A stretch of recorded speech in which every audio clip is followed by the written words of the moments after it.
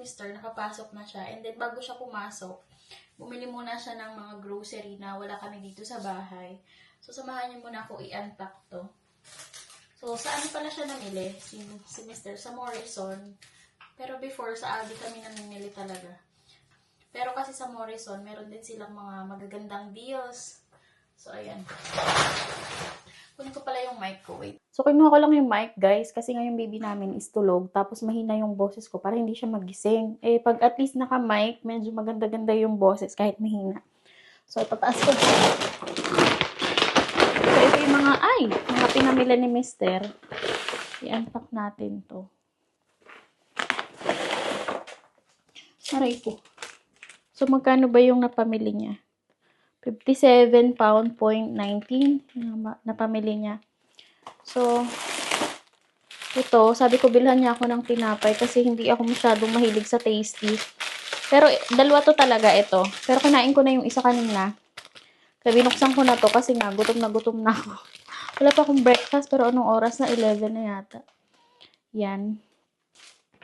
And then, sabi ko, bili siya ng seafoods. Medyo mahal ang seafoods dito. So, ganito yung binili niya, guys. 10 pounds. So, sabi ko, naumay na kasi ako kakabili niya ng tahong. Yung mussels.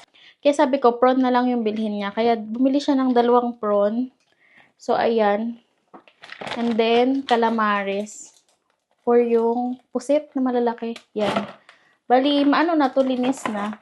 So, ganyan yung itsura niya. So, 10 pound to for 3 pieces.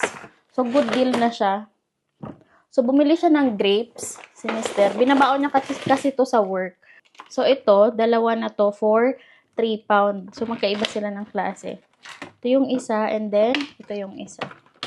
Green and red grapes. Tapos, tomato. Nilalagay namin to sa sandwich niya. Magkano ba tong tomato doon? Kasi sa Aldi kami namimili nito. Tomato. So, 95 pito. 95 penny. Ang pangit ng resibo, guys. Parang mabubura na. Tapos, bumili din pala siya ng milk ng aming baby. So, magkano nga ba ang milk ng baby dito sa UK? So, ito ay 1.2 kilogram na. Hindi ko pa lang siya natatansya kung gaano siya katagal nakukonsume ng aming baby. So, tingnan natin. Magkano to? Hindi makita.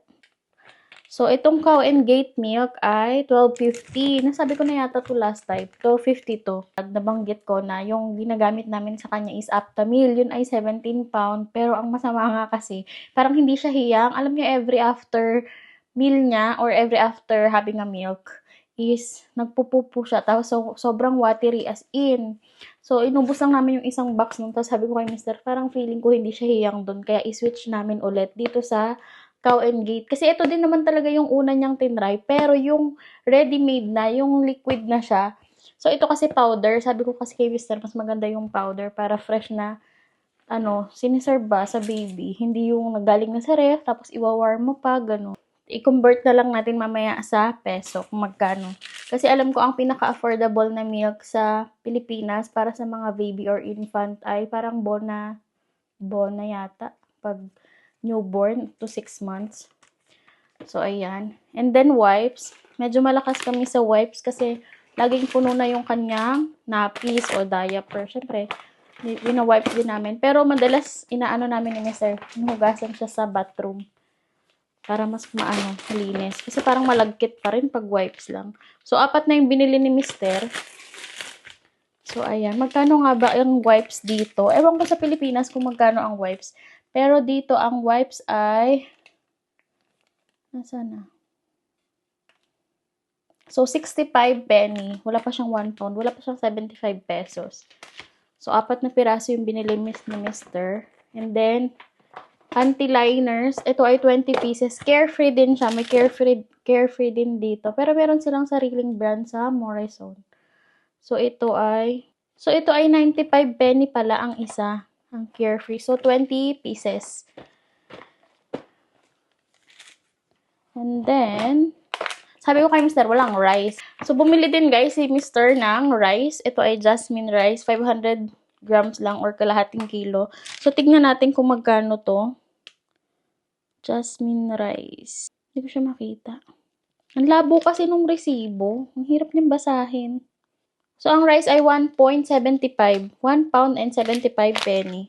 So, i-convert natin yan for 500 grams lang. And then, sabi ko kay Mr. bumili siya ng chocolate spread. Kaya bumili din siya nitong tinapay na to. Yung walang palaman. Ano bang tawag nito? Croissant. Kaya bumili siya nito. Sabi niya dito ko daw ipalaman. So, magkano ang Nutella? Ito ay 2.95 pound. So, gaano kabigat to? So, 350 grams ay 2.95 pound. Tapos, itong croissant, magkano ba itong croissant na bread? Oh, so, ang croissant, guys, ito for 6 pieces. So, 6 pieces yan ay 1.80 pound. So, ito namang isa, croissant din. Ay, hindi. Chocolate all butter. So, ito naman ay, so, ito ay 1.80 din. So, 1 pound and 80 penny. So, pareho lang sila. And then, ano pa ba? So, ito, Heinz na garlic sauce. So, magkano ito? Ito ay natikman ko dun sa bahay ng anak ni Mr. nung kumain kami doon ng dinner. Sabi ko masarap kasi nga mahilig ako sa garlic. Kaya ito si Mr. kanina nung pumunta sa Morrison, nagtingin siguro and then bumili din. Tignan natin kung magkano to kasi alam ko medyo mahal to. Ito. So, ang mahal niya guys, 3 pound to. Tapos ilang ano to? So, 400 ml or 420 grams. Ang mahal, 3 pound. Pero bumili pa rin si Mr. Tapos bumili din siya ng malaking mayonnaise. So, magkano itong malaking mayonnaise na to? Ilang grams to? So, ito ay 800 ml or 815 grams. So, magkano to? Hindi ko makita. So, ito pala. So, nakita ko na guys. Ito ay 3 pounds and 40 penny. So, ito, biruin nyo ito, 3 pounds na. So, tignan nyo yung difference guys. So, ito, na ang laki-laki ay 3 pound and 40 penny. Ang laki din ang difference, no? Tapos, bumili si Mr. netong, ano to? Minced pork. Magkano ang minced pork? Ito, 2.27 penny. Ito ay 445 grams. So, kulang-kulang kalahating kilo. And then, bumili din siya ng chicken. So, ang chicken breast naman ay 4 pound and 50 penny. Ito ay 750 grams. Wala siyang isang kilo. Parang 3/4. And then, ito namang pork belly ay 3 pound and 37 penny. Ito ay kulang-kulang kalahating kilo. 470 grams siya. So, yan. Ito yung mga pinamili niya. Alam niyo ba guys, ito lang yung pinamili niya. Magkano na yung binayaran niya?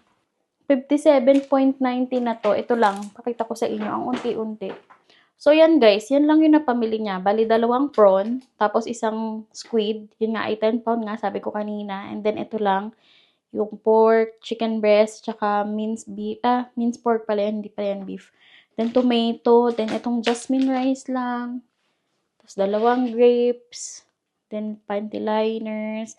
Milk ng aming baby wipes. Hand wash. So, yun lang yung napamili niya, guys. Yan ay umabot na siya ng 57. Kaya minsan, mas gusto ko talagang namimili sa Aldi. Kasi nga, medyo namumurahan ako doon. Pero mahal pa rin talaga siya. So, aayusin ko lang lahat guys itong mga pinamili ni Mr. Tapos naalala ko nga kay Mr. Sabi ko, lagi kong sinasabi, parang namamahalan ako. Tapos lagi niya sa akin sinasabi na, kung i-compare naman sa Pilipinas, yung rate nga dito is per hour. So, mas affordable siya. Alam niyo yun. Kaysa sa Pilipinas na dito kasi ang per hour, parang 13 point something. Yung ako, nung nag-apply ako, 13.50 yung offer sa akin eh. Pero kailan pa ako nag-apply? December 2023 pa yon. And then sabi nung nag-company na in-applyan ko, tataas pa nga ng April 2024. So, ito na yon nung last April. Alam niyo yun, kahit medyo mahal dito, yung cost of living, kung sa sweldo at sweldo lang naman is kaya din talaga. So, kaso nga, mamumuhay kayo ng simple or tama lang. Alam niyo yun. So, ayusin ko na itong mga pinamili namin. Ay, pinamili niya pala. Hindi pala ako kasama. Isa lang pala ang namili. Ako ay taong bahay lang. Maulan kasi na naman ngayon, guys. Tapos makulimlim. Unlike kahapon, mainit. Ayan. And then, itong rice, hayaan ko na ito muna dito. So, paglalagay ko na itong mga seafoods na to.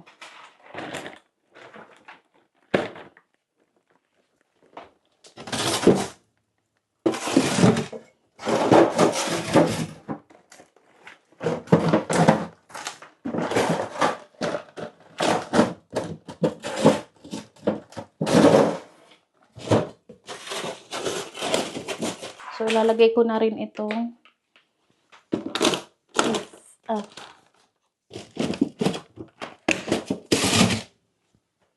So, ayan. So, alam nyo guys, kahit mura lang to, sobrang happy ko na kasi hindi na siya nagpupok ng mayat maya at saka hindi na ganun ka-watery. Actually, yung na-notice ko nga kanina is more and solid na. Kasi pag mayat maya, lalong magra-rashes, alam nyo yun. So, isisil ko lang tong natira kong tinapay. Lagay ko sa plastic.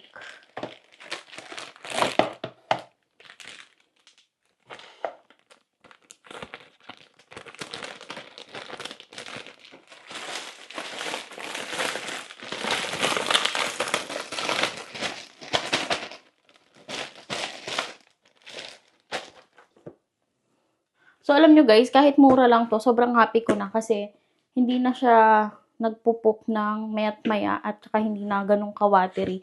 Actually, yung na-notice ko nga kanina is more and solid na. Kasi pag mayat maya, lalong magra-rashes, alam nyo yun.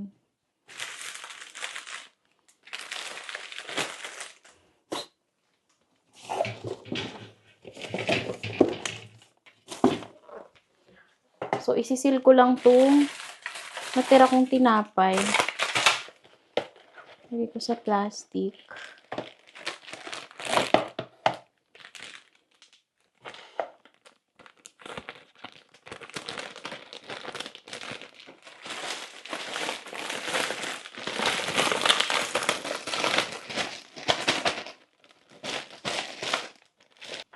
So, iaakyat ko lang to guys. So, nandito na ako sa sala guys. Hinihinaan ko lang yung boses ko kasi ang aming baby is nandito lang sa tabi. And then, nagigising siya pag nagsasalita ako. Mahina naman yung boses ko. Kaya nag-mic na ako eh. So, bubuksan ko na itong mga bigay ng anak ni Mister. Pero maingay yung plastic, kaya for sure magigising yan siya. So, ito, brand new to. Brand new. So, ito guys, bago to. Binili ng anak ni Mister para sa Pasko. Ang habi ko nga, ang aga naman. So, ito yun siya. Ang ganda rin, ang cute. Mahilig siya sa mga ganito-ganito, yung mga lace. Kasi yung anak niya, laging ganito din yung damit na suot-suot. So, ayan. And then, may sombrero. Ang cute ng sombrero. So, maganda to ng summer gamitin. So, bago yan i-plastic, guys, nung anak ni Mister, may label siya. So, ito sa ibabaw, ayan, 0 to 3 months. Kita nyo ba? So, lahat yan, may label yan. So, itong nasa ibabaw, ito yung pinaka smallest size o yung mga pang baby. So, umpisahan na natin mag-hole, magkalkal. Tanggalin natin tong milk. Ako yung natutuwa nga. Napakadami kasi. So, isa-isahin natin. Pero, yung iba, kaya gusto ko na rin siyang buksan, lalabahan ko na. Kasi nga, marami rin akong lalabahan na damit ng aming baby. Kasi wala na rin siyang lampe na pamunas. So, ito ay, ang cute to, long sleeve. Tignan natin kung may label kung pang ilang months. So, ito ay for 0 to 3 months. Nakalagay talaga siya sa tag. So, ayan. And then ito, parang masusuot niya na to eh. Oh, ang cute. Kikay na kikay. Daig ko pang nag-ukay, no? Ang dami-dami. Pero magaganda pa talaga siya, guys. So, ito, Marks and Spencer pala to. Mahal kaya ang damit sa Marks and Spencer. Ang ilan to? Wala nakalagay. So, hindi ko makita kung may nakalagay na pang ilang months. Pero feeling ko ay cash to sa kanya or pang 3 months to. Kasi medyo malaki yung sa may kilikili.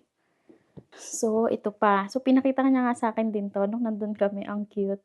Alam niyo ba pala, pagdating namin doon, sabi nung anak ni Mister, kasi ito, mga nakalatag, nakasort siya doon sa kanilang couch. So, sabi niya sa akin, mamili na daw ako. Kung alin lang daw yung gusto ko, ganyan. Kung ayaw ko daw, iiwan ko doon. Sabi ko, hindi, I will take it all. Tao, tuwan-tuwa siya kasi kukunin ko nga lahat. Hindi na ako mamimili. Mamimili pa ba ako? Lahat naman to masusuot. So, tingnan nyo guys, ang cute. Oh, kikay na kikay kaya yung mga damit. Sabi ko nga kay Mister, alam ko na magaganda yung mga damit. Kasi bakit niya itatago kung hindi maganda, 'di ba? So, imposible naman kasi na ito lang yung damit ng anak niya nung maliit yun. Siyempre madami. Pero for sure, yung iba pinamigay na, 'di ba? So, ang cute, oh, ang liit. Ang liit niya. Ang ganda, guys, oh. Cardigan. Ito, medyo malaki to. Feeling ko. So, medyo malaki to siya. So, hindi ko siya isasama dito sa 0 to 3 months. Lalagay namin ni Mr. sa cabinet, sa taas, yung iba na malalaki. May cabinet din kami sa taas, galing din sa kanya yun. So, ito medyo malaki pa, pero parang dress type. So, ito guys, oh. Ay, ito, oh, ang ganda. Parang ang ganda-ganda niya sa paningin. Parang presko. So, ito pa. So, dalawa. Minsan ganun ako guys. Alam niyo yung pag gusto ko yung isang damit or yung design, dalawa-dalawa kung bumili ako or pare-parehong color. So, yan.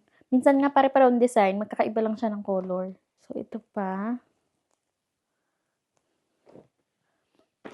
Amoy ukay. Amoy ukay. Ang tagal siguro na stock nito nakatago sa cabinet. So, ito medyo malaki pa siya. Ay, ang cute. Oh, masusuot niya na talaga to agad. Then, ito pa. Ito pa. Ang gaganda. So, hindi ko to malalaban ng isang laba, sabay-sabay, kasi wala akong sasampayan. Buti sana kung summer ngayon, pwede siyang isampay sa labas. So, dahil hindi na summer, maulan na, tapos laging makulimlim, yung hirap makatuyo. Hindi ko naman mapatumble dry kasi nakakasira ng damit. Tsaka wala si mister. Ayoko lumabas. Ang lamig. So, paglalagay ko na guys, dito sa gilid, yung mga lalabhan ko. Sasama ko sa labahan. Na sure na masusuot niya na agad. So, ito hindi muna. Pwede na tong next batch. Uy, ang ganda talaga nito. So, na tong labhan. Ito din. Labhan ko na yan. Ito and ito. So, lahat ng lalabhan ko na, nandito na. Ito, pwede na ba to? Ito, masusuot niya na rin yan. So, ayan. Ito, masusuot niya na rin yan. So, ang dami niyang damit. Alam nyo guys, kaya hindi rin ako mahilig mabili ng damit kasi nga maliliitan. So, ngayon, ang dami pa niyang binigay. So, lalong hindi kami bibili ng damit. Oh, may raincoat pa. Ang cute. Oh. Uy, ang dami niyang sombrero. Itong isa pa. Ito pa. Yan. Sobrang kikay, no, guys. Ang dami. So, ipa-fast forward ko tong video na to, feeling ko, kasi maiinip kayo pag inisa-isa natin. Ay, may tights pa, oh. Maganda to sa Pasko, red na red. So, hindi ko muna to lalabhan kasi hindi pa naman niya to masusuot. So, ito na, next size. So, 3 to 6 months, may label ulit. So, ito, oh. So, 6 years old na guys, yung anak niya. Tapos, ang dami niya pang ganito. So, hindi niya pinamigay yung mga damit lahat or hindi niya dinonate sa charity shop. Kasi uso yun dito. Magdo-donate ka. Tapos, ibibenta nila yun. So, yan. Ang cute, oh. Kikay. Ito din. Cute din, oh. Parang ano lang, presko lang. Cute. So, talagang pang 6 months to. Medyo malaki eh. Dito natin lagay yan. And then, ito pa, ang cute, dark. So, ito guys, oh, may jacket pa siya. Ready na for winter. Kasi yung loob niya ay wool. Ay, ang cute nito. Tignan yung style niya sa likod. Ganito. So, ganyan. Ay, ang cute ulit. Or, parang raincoat din to. May hood. Sabi ko sa kanya, ang dami naming masisave dito. Hindi na namin kailangan mabili ng damit. Matagal-tagal. So, ready na siya for winter. So, si Mr. yata ang bumili nito. Ito yung pinapakita niya nung pinapak namin. Sabi niya, do you remember? Sabi niya kay Mr. Feeling ko mapupuno tong sopa. So, ito ay, 6 to 9 months. Ang dami. Cute, kikay. Ito pa. Ang ganda. Ito pa. Ang ganda nito, guys. Summer. Ang ganda itong suotin sa Pilipinas. Mainit kasi sa atin. So, ito pa. Ay, ang gaganda. Promise. So, feeling ko, aayusin ko na rin to lahat sa taas. Oy, ang ganda niya. Swimwear.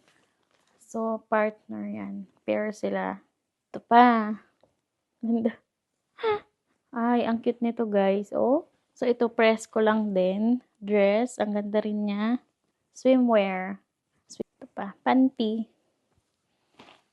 Ay, may ka-partner siya. So, ito pair. Cute. Parang pang 3 months to. So, ang gaganda pa niya. Parang bago pa yung iba. Parang iilang beses lang siguro nagamit yung iba. So, ito pa. Ayan. Ay, ang cute nito. Ito pa. Ay, ang cute nitong long sleeve. So, di ba sabi ko sa inyo, parang mahilig siya sa mga lace-lace na ganyan. And then, ito pa. Ang ganda nito, guys. Pang church, ganyan. Uy, meron din siyang winter coat. Ang mahal siguro nito. Ay, pang newborn, oh. Pero parang malaki siya. So, ang mga hood dito, guys, yung mga winter coat, madalas, ang mga coat dito is natatanggal. Katulad nan, oh. Minsan naka-zipper, minsan naka-botones. Kaya it's your choice kung tatanggalin mo yung hood or hindi. So, ito pa, guys, oh. So, pang winter din to or feeling ko spring. Hindi siya ganun kapal. Pero may coat din siya. Meron ulit na jumper or jacket. Ang cute. Ang liit ng short. Nalulubat na yung camera. Parang hindi aabot. So, ito pa. Ayan pa, guys. Tsaka, ito. Ang cute na ito, oh. Dress na long sleeve. So, ayan. Ito, ang cute din. Ayan pa. Ang cute na ito, oh. Parang fruit salad. Makulay. Ayan pa. So, papakita ko sa inyo to, guys, pala. Ito yung coat. So, pang ano to? Pang snow. So, tignan nyo. Meron pa siyang gloves. So, natatanggal siya. Then, pwede mo siyang ikabit ulit. And next ay 12 to 18 months. So, meron ng label dito. So, ito, ano ba to? Swimsuit ulit. Ang cute. And then, ano to? Jumper. Parang ano to? Pang spring. And then, ay, ito. Parang cardigan. Malapit na. Konting tiis na lang. So, may coat ulit, guys. Kapal, pang 1-year-old. And then, ito, jacket. Yan. May hood. Meron pa ba? So, natapos ko tong isang plastic. Hulog. Ay. So, ito. Bonnet. Paper bag, guys. Nandito na tayo sa paper bag. So, ito ulit. Ay, parang kasya na sa kanya to. Feeling ko ito ay newborn. Oh, up to 1 month. So, another cardigan. Ang ganda. So, ito pa. Uy, ang cute din. Kikay. Ito pa. Ay, ang cute. Oh. So, sasama ko to sa mga labahan ngayon. Uy, may lampin pa. So, yan. Sasama na yan siya. Ito pa. So, marami din pala siyang binigay na socks, guys. Oh. So, tama to. Lalabahan ko rin to, mga socks. So, ang dami nito, guys. May mga socks. Ano ba? Kita nyo ba? Ayan, may mga socks yan. So, for sure, kasama yan sa labahan. Tapos, ito yung sabi niya, pag nilagay sa paa, kasi medyas nga siya, tumutunog-tunog pag sumisipa ang baby. So, ayan. Tapos, marami siyang bib. Hindi na kami mauubusan ng pampunas. Oh. So, puro bib to, guys. Ang dami. Ang cute niya, oh. Ang dami din bonnet, oh. Tapos, the rest, ayan, marami na kaming lampin. So, yan, di na kami mauubusan ng lampin, guys. Malakas kasi siya sa lampin. Ito pa. Ayan. Ito, kailangan namin to pants. Ito ay aayusin ko na sa taas kasi nga, nakakalat dito sa baba. Ang lamig. Ang lamig kumamit. Wait lang. So, yan. Nadikit kasi sa balat ko yung magnet. Ang lamig. So, ito. Pang ilang ano kaya to? Months. So, ito pala ay 0 to 3 months. So, hindi ko to itatago sa pinakatago-taguan. May okay sila. So, ito maliit kasi to. Hindi ko maintindihan kung paano ko siya i-arrange sa taas. Ang dami kasi. So, itong mga dress, guys, na medyo magkakasize sasama-samahin